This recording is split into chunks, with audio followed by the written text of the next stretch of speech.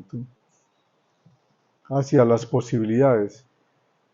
¿Qué pasará esta tarde? ¿Qué pasará mañana? ¿Cómo será el clima?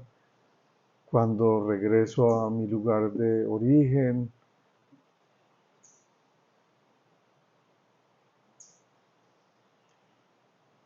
Y las enseñanzas de los grandes sabios respecto a la posibilidad de sufrir menos se refiere a la posibilidad de la presencia.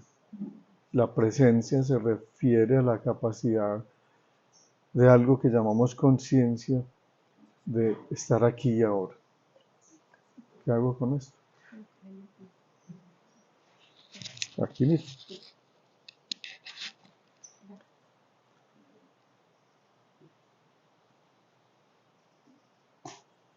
Eso, en otras palabras, está diciendo que el sufrimiento tiene mucho que ver con la distracción. En sí misma la distracción tampoco es buena ni mala, sino que es otra característica de la mente humana, y el distraerse puede generar a veces cosas interesantes, como crear, por ejemplo, en el arte, ¿cierto? La creatividad que puede surgir a partir de dejar la mente que vuele.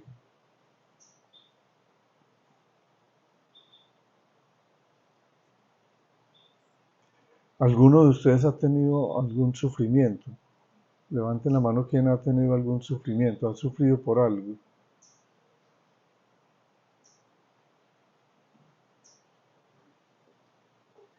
Y alguien puede hablar de algún sufrimiento, que no le dé vergüenza decirlo. Alguien puede mencionar aquí por qué ha sufrido. Un relato pequeño, pues no un ensayo, pero sí.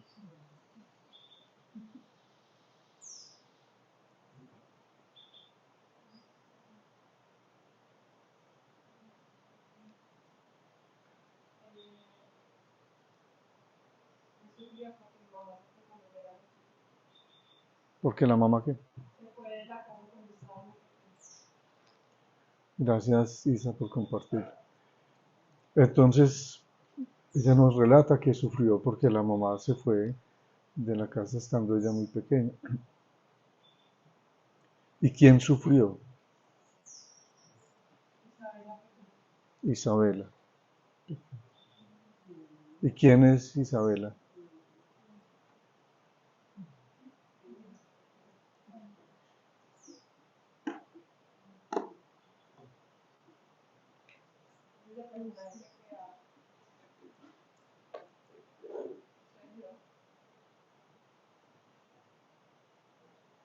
Isabela soy yo. ¿Y quién es yo?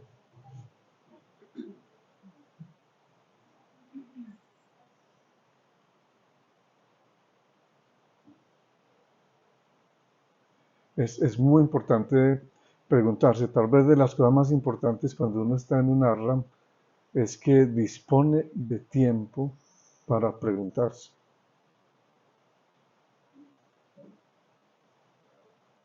Las actividades propuestas tienen unas secuencias que generan una sana disciplina que va entrenando el cuerpo y la mente para poder estar un rato de inquietud, para poder preguntarse. De alguna manera todas estas actividades que se hacen desde el despertar hasta el anochecer son diseñadas por maestros, por sabios que han experimentado cómo aplicar la mente para evitar que haya tanto sufrimiento. Respecto a esa pregunta, es la pregunta esencial de la vida, ¿sí? El yo. ¿Qué es el yo? ¿Quién es yo? ¿Qué es yo? Porque uno vive en el yo. Uno cree que uno es yo, lo que uno cree que es.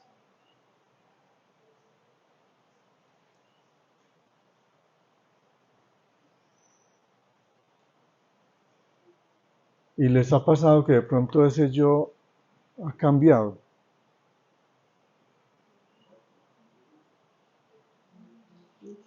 Ese yo, Isabela, ahorita es diferente a ese yo, Isabela, niña.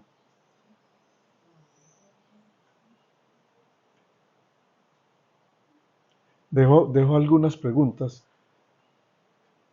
sin respuesta para que pues haya pregunta. Puede ser más importante que haya pregunta, porque cuando hay respuestas está la tendencia a pensar que la respuesta que se dio es la verdad. Y eso es muy peligroso, porque entonces uno termina en una creencia.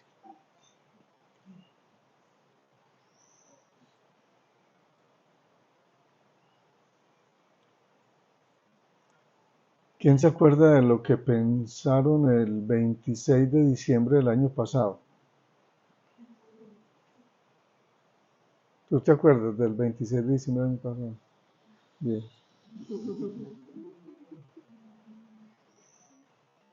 ¿Y alguien se acuerda de lo que pensó el 26 de diciembre del 2020?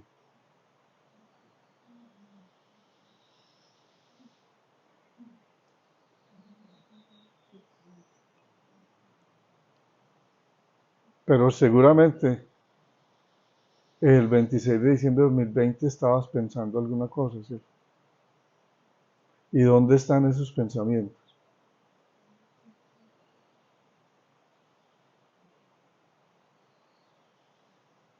¿Qué se hicieron?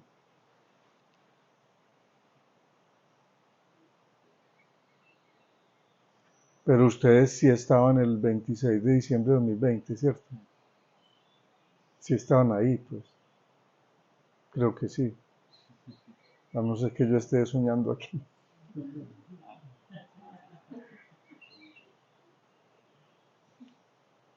¿Y quién se acuerda lo que pensaron eh,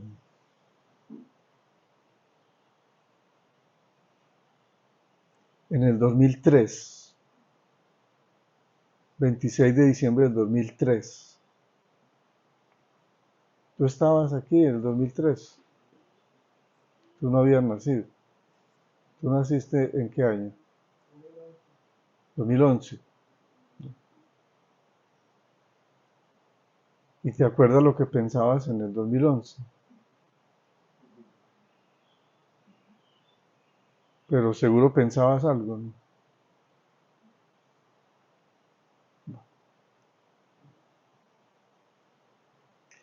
Entonces yo no sé qué decir a Descartes o Descartes cuando dice pienso, luego existo.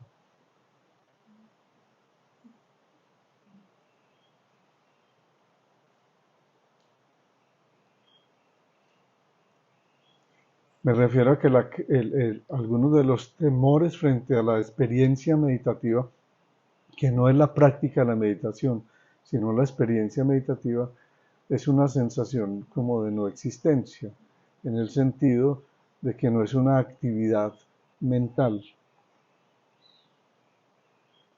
es una simple contemplación en presencia.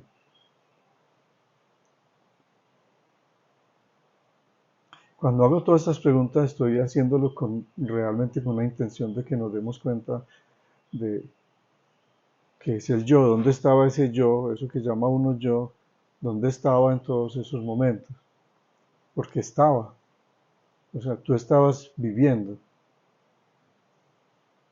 ¿Tú naciste en qué fecha del 2011? 20 de septiembre.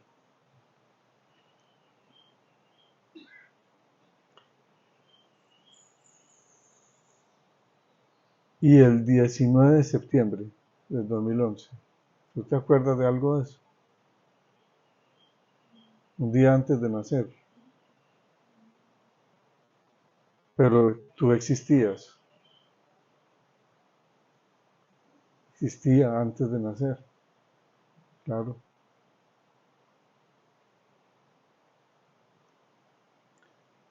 Entonces, algo diferente es la experiencia de la existencia a la experiencia del pensamiento. Digamos que el pensamiento viene a ser como una especie de software, como una especie de archivos que se van acumulando, pero el hardware existe sin el software. Es decir, uno tiene una estructura natural, una naturaleza, aunque no tenga tantos archivos. El conocer es una función mental, el conocimiento. La acumulación de conocimientos va cambiando la experiencia del yo.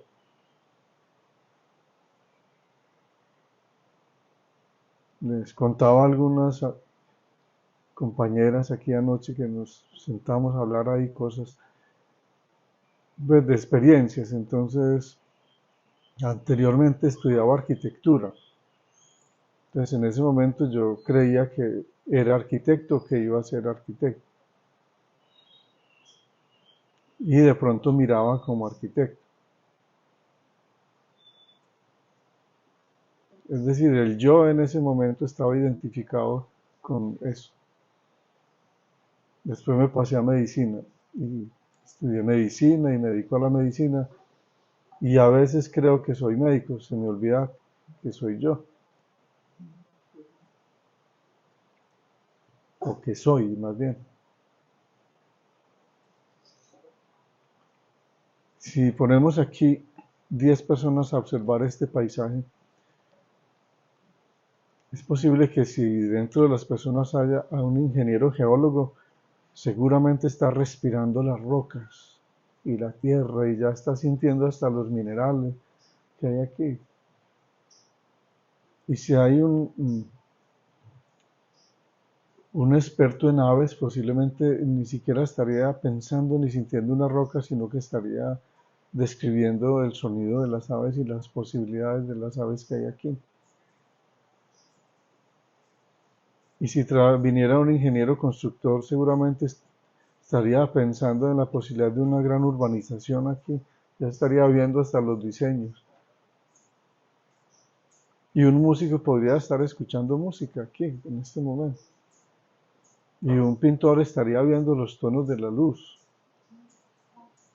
Entonces la experiencia del yo, o lo que llamamos el yo, es una construcción de la mente, es mental. Y al ser mental está matizada, está sesgada por los archivos que tiene la mente. Y uno vive ahí y uno cree que uno es eso. Y eso es lo que sufre, es decir, lo que sufre en uno no es la vida, no es la existencia. Lo que sufre en uno es el yo.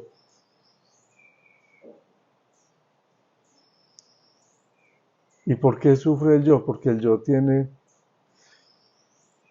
unos archivos que lo lleva a pensar, a creer que las cosas deberían ser de tal manera y no deberían ser de otra. Que debieron haber sido de una manera y no como fueron. Que deberían ser hacia el futuro de cierta manera.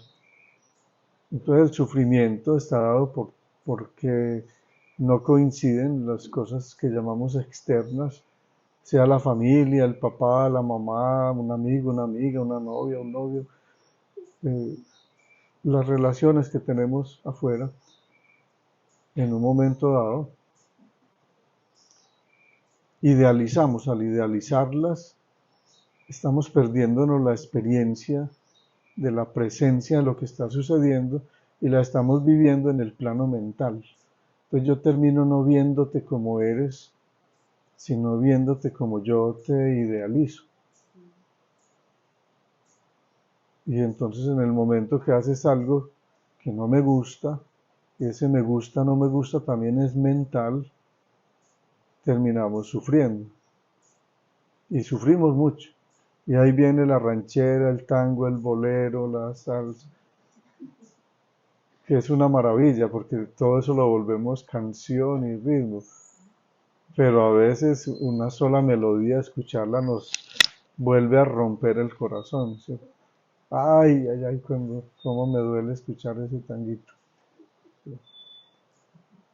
Porque estamos repitiendo otra vez el drama, que ni siquiera existe.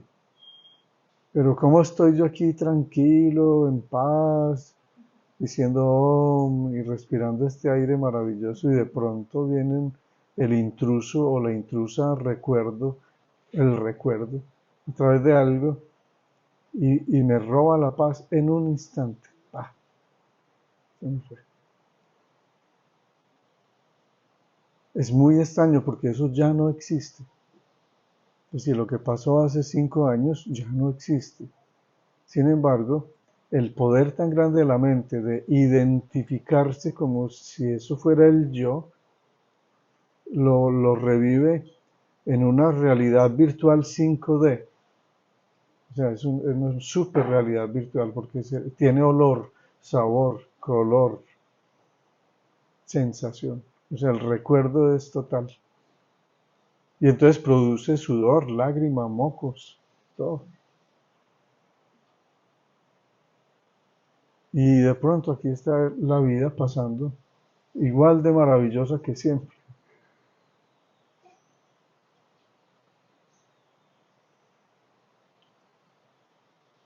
Como alguien que está en un estado de felicidad, de contento, podría estar sintiendo cosas maravillosas en este momento. Y alguien que no esté en ese estado de felicidad, de contento, que esté en un momento de tristeza, de aburrición, de melancolía, no le hace ninguna gracia lo que está ahí.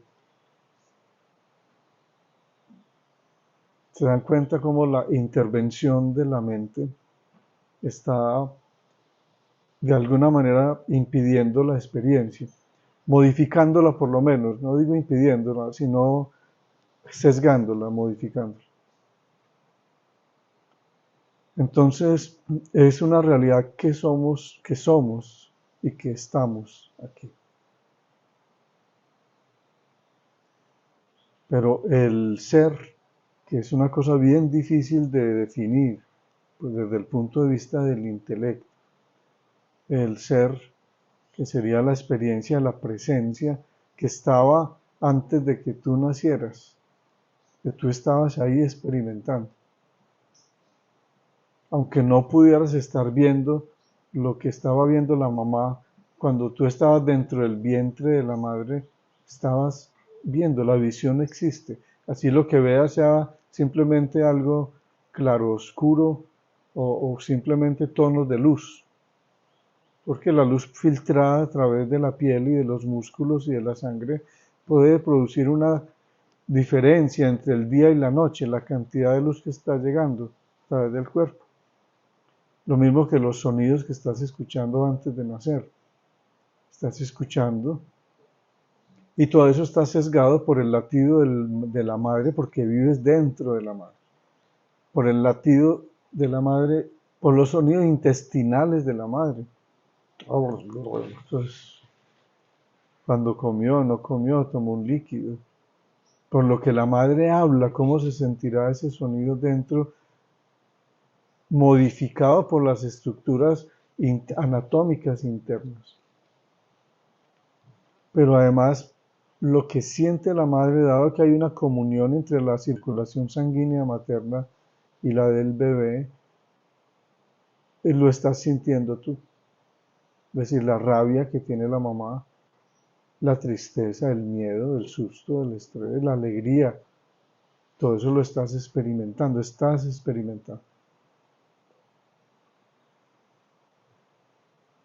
Y de todas esas experiencias se generan memorias. Y esas memorias empiezan a construir la idea del yo. Es que yo soy así tristongo porque mi mamá pasó muy triste todo el embarazo. Pues sí, es posible, pero tú no eres eso. Sin embargo, sí tienes un sesgo, o sea, tienes archivos. Cuando yo estaba pequeño, más pequeño de lo que estoy ahora, pues, digamos más niño, tenía una afición extraña por mirar el cielo y ver estrellas. Pero era un poco extraño porque yo me crié en un pueblito pequeño de aquí de Antioquia era muy raro pues que alguien se pusiera a mirar estrellas. Entonces tenía una tía, hermana de mi papá, que pensaba que algo raro le estaba pasando a este muchacho. Y entonces aconsejaba a mi papá para que hiciera algo, porque ella se dio cuenta alguna vez que podría incluso levantarme a cualquier hora, mientras todos dormían, bien cubierto, con una buena cobija, a mirar en un momento que estuviera despejado el cielo, y eso era muy raro. ¿Y qué veía yo? Veía unas luces en el cielo. ¿Por qué veía unas luces en el cielo? Porque no tenía ningún conocimiento de astronomía. Después conocí algunas cositas de astronomía y mi visión cambió. Ya veía disque a Orión y a Sirio, pero antes yo no veía a Orión ni a Sirio. Y sí los veía, pero no los conocía. Entonces el conocimiento empieza a afectar la visión. Cuando digo afectar, me refiero a modificar, como interviene, pues. Es decir, que la experiencia empieza a ser afectada por el yo, y el yo es una construcción mental y una acumulación de experiencias. Entonces uno dice, ¿quién es yo? Cada uno puede decir, a ver, quién es usted?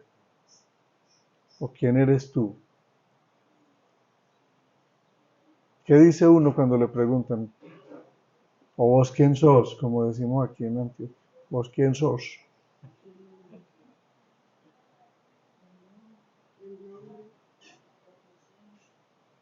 ¿Qué dice uno? Ah, yo soy Jorge, mucho gusto. ¿Cierto? Casi siempre uno acude al nombre y uno es el nombre. Y sin embargo uno ha escuchado toda la vida, yo escucho desde que estaba más chiquito, que yo soy Jorge. Entonces yo terminé creyendo pues que yo soy Jorge, porque me nombraron Jorge. Pero si hubiera nacido, no sé, en India y me hubieran llamado Asbin, o en Arabia, seguramente creía que era eso, ¿cierto? Y como nací de mi papá y mamá, pues yo creo que soy hijo de mi papá y mamá. Pero además tenía una creencia acerca que es padre y que es madre. Entonces, si mi padre o mi madre se comportaban de una manera diferente a lo que yo creía y quería, sufría. Ese yo. De lo que sufre es el yo, la mente, el ego. El sufrimiento tiene que ver con eso. Bueno, voy a cambiar un poquito el tono de la charla, pues de este compartir.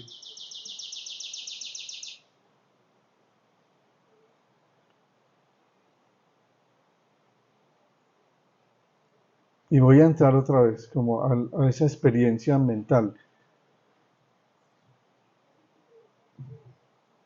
De la misma manera que el cuerpo es una acumulación de comida.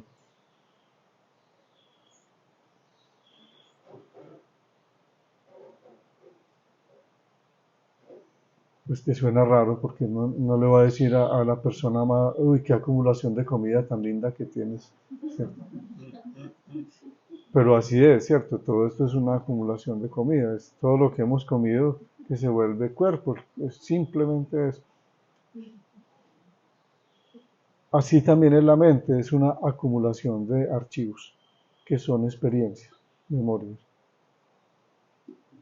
Y sin embargo, hay algo más allá del cuerpo-mente en la experiencia de la vida. A eso nos podríamos referir como el ser. Pero la ilusión que crea la mente es una cosa tremenda. Es decir, la mente está creando una ilusión. Cuando digo ilusión es una especie de alucinación. Eh, ¿Y para qué la naturaleza ha evolucionado creando seres, cuerpos, organismos que se hagan una alucinación individual y colectiva?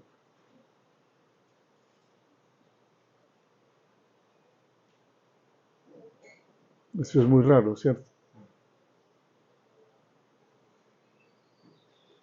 Algunos neurocientíficos nos dicen que eso está hecho simplemente para que sobrevivamos, para la supervivencia.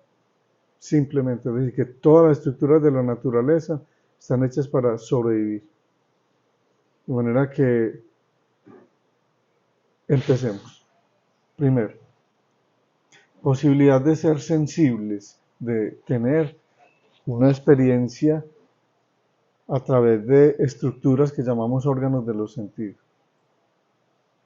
Entonces uno tiene posibilidad de ver la mayoría, de escuchar, de oler, de gustar, de tocar, básicamente. En la antroposofía se describen muchos más sentidos, no solamente 5, pero en los Vedas también. Pero partamos por lo menos de eso que es lo más aceptado, de 5 sentidos. Todos los órganos de los sentidos, todos anatómicamente, si uno los mira como aparatos, como mecanismos, son simplemente traductores de ondas, de sistemas ondulatorios. La luz, una onda electromagnética, toca la retina. Y al tocar la retina, produce un efecto, hay unas estructuras sensibles a la luz dentro de nuestros ojos, dentro de nuestro cuerpo. Esas estructuras para el humano tienen unas características específicas diferentes a la manera en que está construido el ojo de una mosca, de un pájaro, de un murciélago, de una mariposa, de los organismos que tienen ojos, porque muchos organismos no tienen ojos, hay organismos que no tienen ese órgano del sentido o de los sentidos. Y entonces ocurre la ilusión de la visión. ¿Cómo ocurre eso? Esta pregunta seguramente ustedes la han escuchado y los que sepan la respuesta les pido que se contengan y los que no la sepan, por favor, atrévanse a responder. Entonces vamos a ver, están viendo una imagen de Krishna aquí, ¿cierto? Rasa Lila. Y entonces con el dedo índice ustedes me señalan, por favor, dónde están viendo la imagen de Krishna. Señalen en este momento, dónde la están viendo.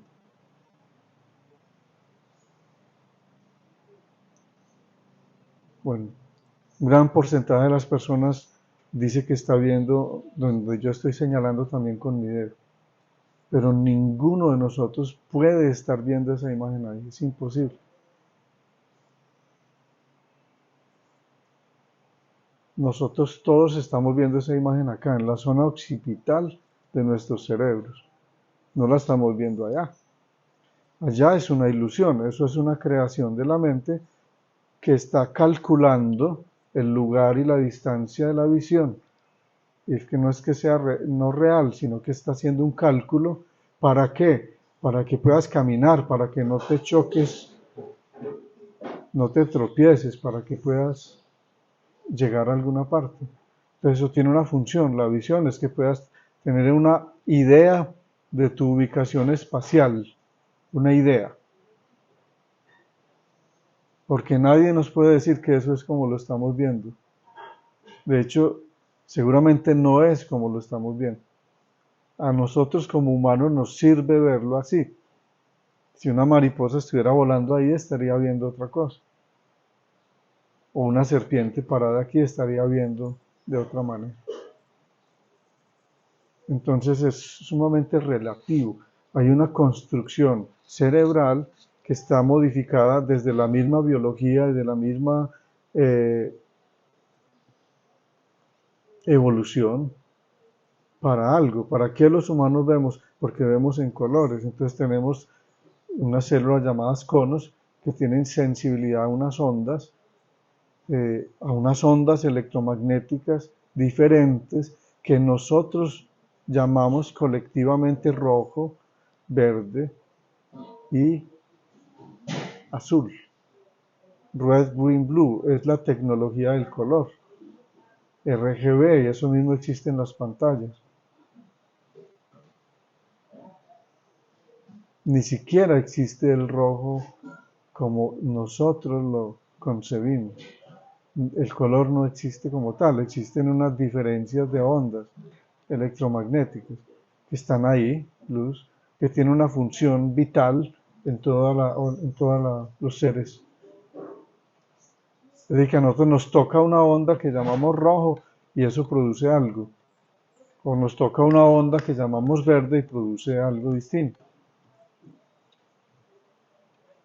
Pero estamos viendo un rojo y el ver ese rojo nos produce una experiencia casi a veces podría ser hasta orgásmica, porque podríamos estar recordando alguna prenda de ese color del ser amado en algún momento.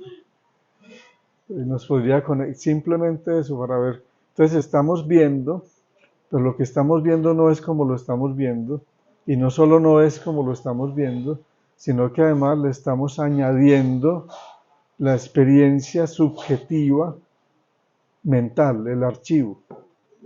Es decir, que no solo vemos, sino que proyectamos. Y al proyectar, la visión es una creación única, es una creación de la mente en el cerebro.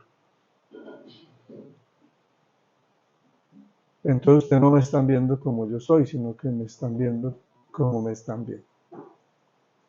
Y podríamos quedarnos ahí pues todo el año hablando de estas cosas, porque pasa lo mismo con la audición.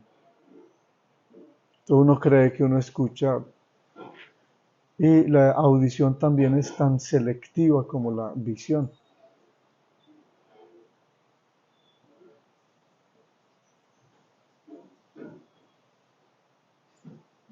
Entonces tú estás viendo el cielo estrellado y estás teniendo una experiencia. Pero un amigo aquí que es astrónomo dice, allá está Betelgeuse, o eso es Spica. O eso que estás viendo no es una estrella, eso es una nebulosa. Pero no lo está viendo porque lo conoce. O sea, su visión está aplicada junto con el conocimiento. Pasa lo mismo con la audición. Si tú estás escuchando aquí, este momento así,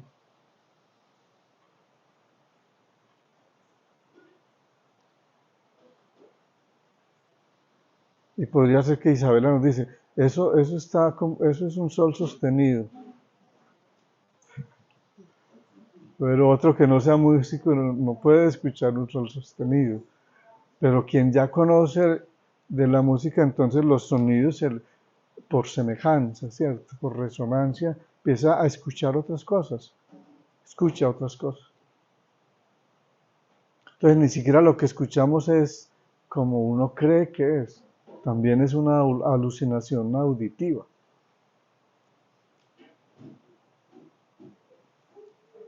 Y pasaría lo mismo con el gusto. 17 años de mi vida yo comí todos los días en la noche frijoles con una patica de chicharrón, una arepita pequeña y una tajada de maduro. Para mí eso era comida o cena, pues. Eso era sinónimo, no podía existir nada más. Comida era eso, todos los días, igual, lo mismo. Cuando vine a la ciudad, a vivir donde una tía, ella hacía unas cosas horribles, terribles. Ya a mí me daba ganas de vomitar, yo no podía saborear eso, porque todos los desayunos siempre fueron chocolate con arepa, con quesito o con huevo. Y los almuerzos siempre eran iguales, unas sopas iguales todos los días, durante 17 años, de papa o de yuca o de arracacha, ¿cierto? Con alguna proteína, algún caldito de algo. Y la tía hacía ensaladas, alberjas, lentejas, sopas de verduras. Eso era horrible. Porque mi gusto no conocía eso. Pero la tía, que era muy clara y que tenía tantos hijos como mi mamá, que fuimos demasiados, sabía claramente que no podía llevar mis caprichos y entonces decía, eso es lo que hay, mijito. y yo dejaba el almuerzo servido, no me lo comía, tomaba el líquido o algo, o me comía de pronto una tajadita de maduro que mi gusto sí conocía. Cuando por la noche regresaba, me tenía el mismo plato. Decía, ahí está tu comida, la misma que había dejado. Hasta que el hambre me hizo comer, y cuando el hambre, eso pasaron meses. Bajé algunas tallas. Menos mal que no había internet ni fotos para mandar, porque mi mamá hubiera pensado que me estaban maltratando, ¿cierto? ¿A dónde mandaron a este muchacho a sufrir? Y que venga aquí a la rama. Y el gusto cambió, es muy extraño. Aprendí a gustar. Y eso empezó a gustarme. Entonces, como también hasta un sentido tan instintivo como el gusto es modificable por la experiencia y cambia. Me empezó a gustar todo eso. Ahora gusto de todo eso. Eso mismo que está pasando con el gusto pasa con el pensamiento y la creencia. Es decir, cuando entré a la universidad, yo me crié en una familia católica y sigue siendo católica. Cuando entré a la universidad me volví socialista marxista en la universidad pública. Y entonces ya dejé de creer y peleé con la religión. Y después encontré la yoga y entonces me volví hinduista también, porque también era en la misma línea de esta línea, que tiene una línea de yoga como la de Patanjali, de Raja o Raja Yoga, pero también una línea de Bhakta o Bhakti Yoga. Entienden eso como lo del gusto o lo de la visión, como uno va transformando, pero todo eso es una creencia, una construcción mental. Uno no es ni católico, ni no católico, ni socialista, ni marxista. Es. Y esa creencia, ese yo, nos divide de tal manera que en este momento están matando miles de niños y de niñas y de mujeres en una zona del planeta, en muchas, pero particularmente en una justo en este momento que celebramos la Natividad o la Navidad, justo en el lugar donde nace el Maestro Jesús, en nombre de la creencia, de ser de una creencia, de creer que se es judío o se es palestino, o se es cristiano, o se es árabe, o se es musulmán.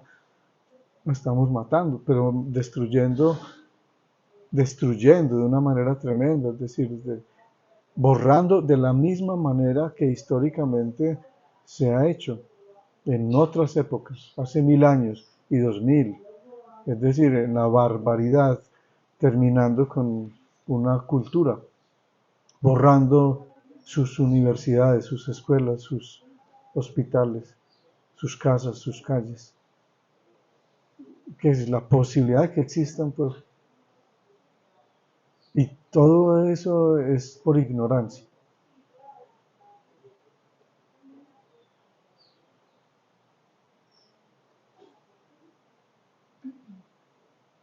Podría ser de otra manera, seguramente. O sea, como humanos tenemos una capacidad enorme de trascender el límite de la creencia para entrar en la esencia y desde la esencia poder vivir y convivir sin que tengamos que renunciar a la cultura, que también es una creencia.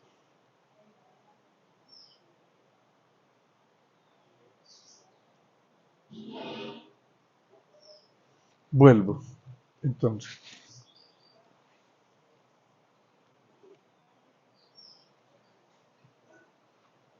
La primera gran división, creer que el organismo es diferente, que el organismo es una cosa diferente al medio. La primera gran división, organismo y medio. ¿Quién crea esa ilusión? El habitar en algo que uno cree que es adentro. y creer que el límite es la piel. O sea, la piel genérica en casi todas las culturas genera una división como si esto fuera como si de la piel hacia acá fuera el yo y de la piel hacia allá no soy yo. Pero mi palabra, mi vibración, mi energía, mi olor está fuera de mi cuerpo y en mi cuerpo. Es decir, eso es apenas una ilusión porque es una frontera necesaria para la vida. Pero si yo pudiera existir del tamaño de una partícula subatómica, si yo pudiera ser del tamaño de un electrón, ¿cuál sería la experiencia de la vida? Desaparece la chaqueta y la ropa y la piel y los pelos y el apellido. Ahí no hay ni apellido, ni historia, ni conocimiento.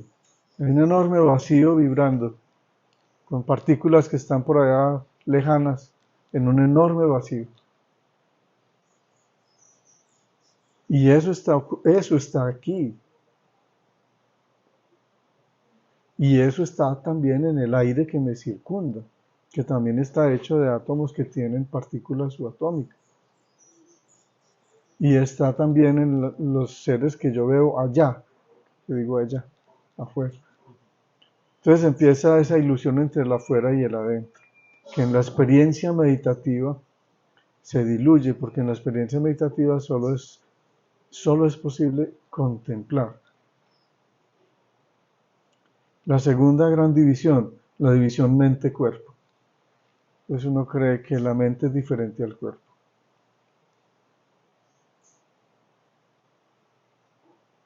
Entonces si yo les pregunto, ¿ustedes son un cuerpo o tienen un cuerpo? ¿Qué me dicen ustedes? Tenemos un cuerpo. Ahí ya está la primera división, ¿sí? Uno experimenta el cuerpo como objeto y cree que es la mente. O sea, cree que lo que es la estructura que está pensando. Pero la mente es cuerpo. La mente es un producto cerebral. Es cuerpo. No hay diferencia en la mente. Es tan cuerpo que una sustancia física, material, te modifica la mente. Entonces estás en la depresión más profunda y te mandan a tomar sertralina o fluoxetina y cambia tu percepción mental. O te pones a una experiencia con mescalina, con yagé o con psilocibina y cambia tu percepción mental. Si la mente no fuera física, algo físico no lo afectaría. Pues no. Para eso existe la psiquiatría. Pues estamos demostrando eso. A uno le pueden poner un electrodo, una pequeñísima corriente, en una zona del hipocampo, una estructura dentro del cerebro que tiene que ver con las memorias. Hay un sector del hipocampo que es el sector de las células granulosas CA3, eso es como un mapa. Si uno le pone un pequeño estímulo ahí, tiene una experiencia mística. Imagínense. Eso hace una sustancia. También lo puedes hacer con yagé o con eso, que yo respeto y honro la tradición, pero se puede volver una ilusión también. Porque podrías tener una experiencia mística comiéndote un buñuelito también. Una arepita como la de anoche.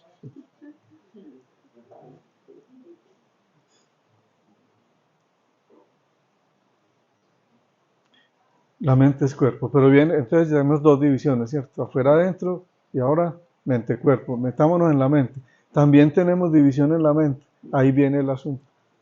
Entonces dividimos la mente. Porque en la mente está el yo. Es una creación mental, esa creencia del yo. Uno cree que es eso que ha acumulado, que lo que ha visto de la piel para adentro y le ha vestido y le ha puesto nombre y apellido y categorías y profesiones y conocimiento. Yo soy eso. y que me divide y me pone a sufrir. Quiero que simplemente si pudiéramos reflexionar sobre eso, es posible que aquí en este instante ya pueda ocurrir una expansión de la conciencia. Si uno se da cuenta de eso, es posible experimentar la vida de otra manera, con mucho menos sufrimiento. Porque cada que estén sufriendo, cada que yo estoy sufriendo, lo hago. Me pregunto, a ver, ¿quién sufre? Y entonces yo digo, yo sufro. ¿Y quién es yo? Yo soy Jorge Iván Naranjo. ¿Y quién es Jorge Iván? Y eso es lo que está sufriendo la mente. Y el ser no está sufriendo. El ser es una esencia que no sufre, que ha estado ahí siempre, que estaba en el 2021, en el 2020, bueno, y hasta antes de nacer. Ha estado ahí siempre. Entonces yo puedo dejar de sufrir. El sufrimiento puede terminar.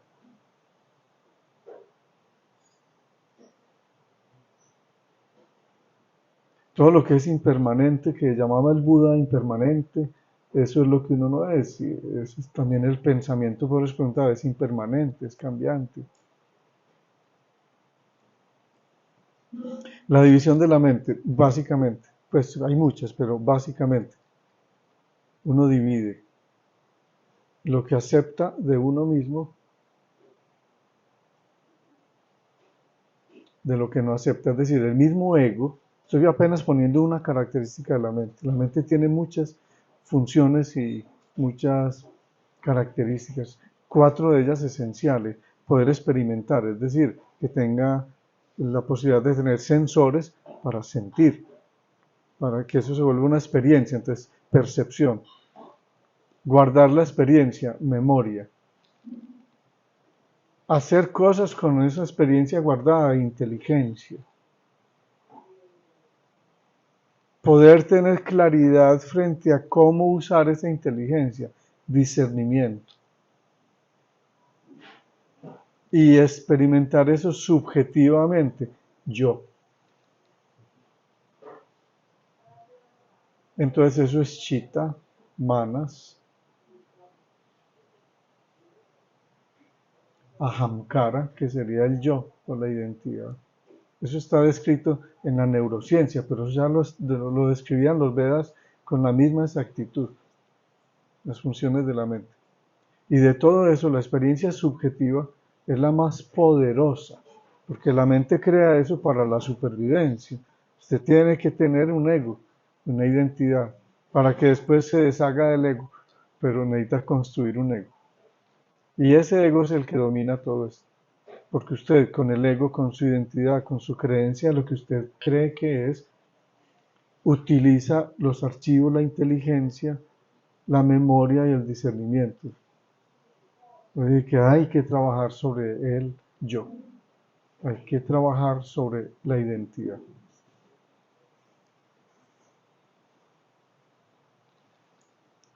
Continuaremos luego sobre esto. Espero estar aquí en marzo, finales de marzo.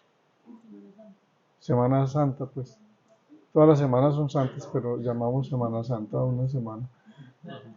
Y ahí en esa semanita vamos a tener un profesorado avanzado y ahí vamos a continuar también algunos satsang, algunas reflexiones sobre esto. Pero quiero dejarlo ahí, que por lo menos uno divide entonces como un yo moral, ¿cierto? No solo tiene un yo, sino que es mental, sino que también esa parte de la mente, que es la identidad, ya la divide. La divide entre lo que no quiero de mí y niego de mí y rechazo de mí. Es mi sombra. Y entonces la pongo a un lado. Ya estoy dividiendo otra vez. Y lo que idealizo de mí, lo que quiero de mí, lo que es agradable, con lo que es rico, que me relaciono con los demás. Esa apariencia también, que se va formando esa imagen. Y entonces es tremendo porque se esconde la sombra y se muestra el otro aspecto. Y vienen más divisiones. también la división, por ejemplo, del individuo y el colectivo, ya no solo con el medio, ya me refiero como humanos.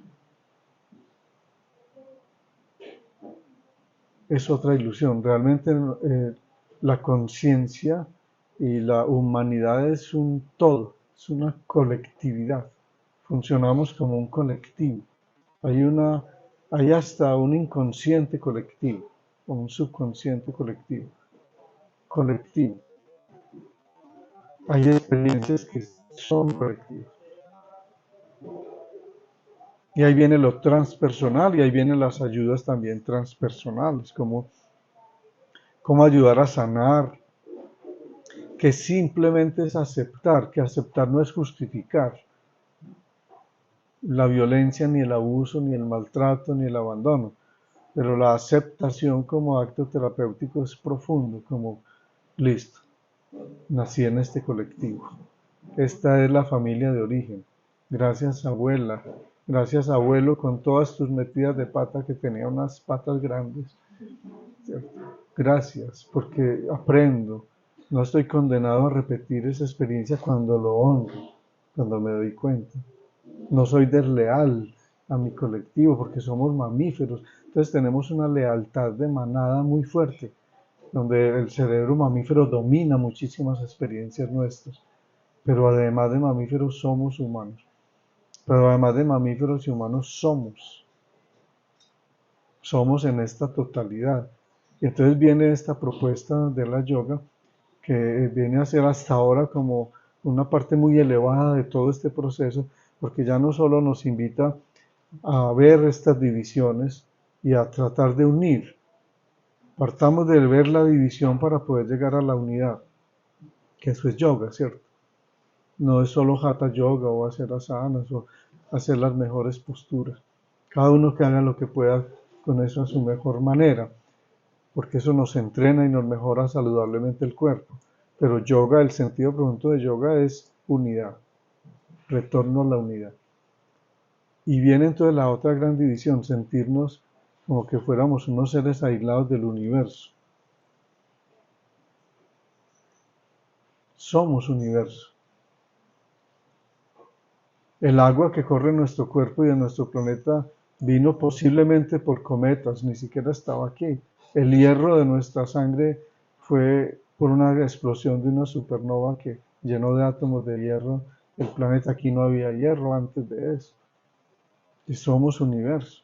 Todo lo que está aquí es universo. Estamos hechos de universo por una inteligencia rarísima, extraña, porque el universo tiene una inteligencia. ¿Por qué inteligencia? Pues hombre, porque tiene ondas y esas ondas tienen formas y están ordenadas y producen efectos. Y así no entendamos eso ni para qué existe. Ahora que lo nombramos de una forma u otra ya es nuestra creencia, la manera en que nombramos esto. Entonces, la experiencia meditativa es una experiencia posible de conexión a esa totalidad, de sentir que somos esa totalidad, que esa totalidad está en nosotros, que igual que una gota de agua hace parte del mar. Nosotros hacemos parte de una experiencia del universo, muy extraña.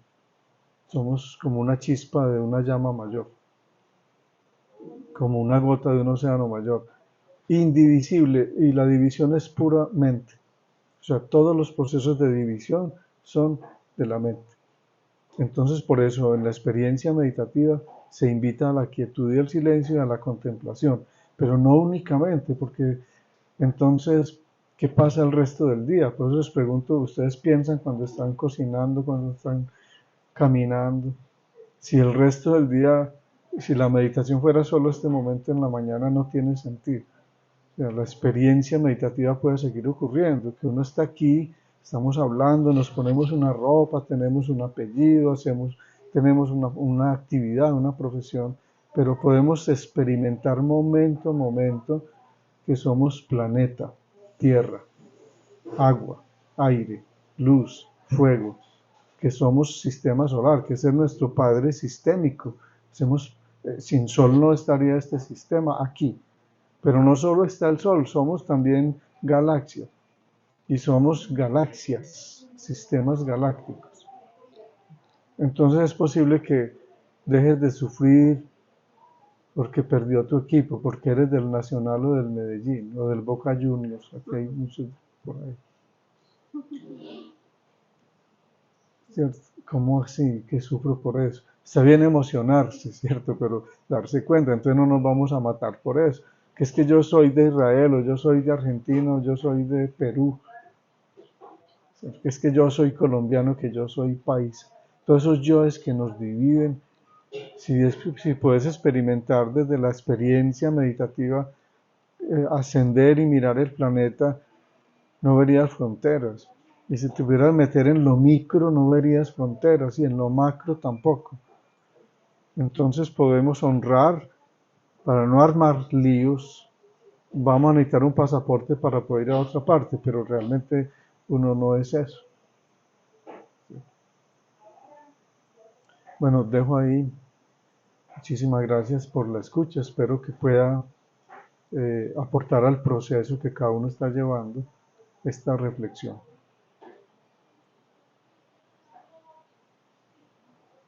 Cerramos los ojos un momento.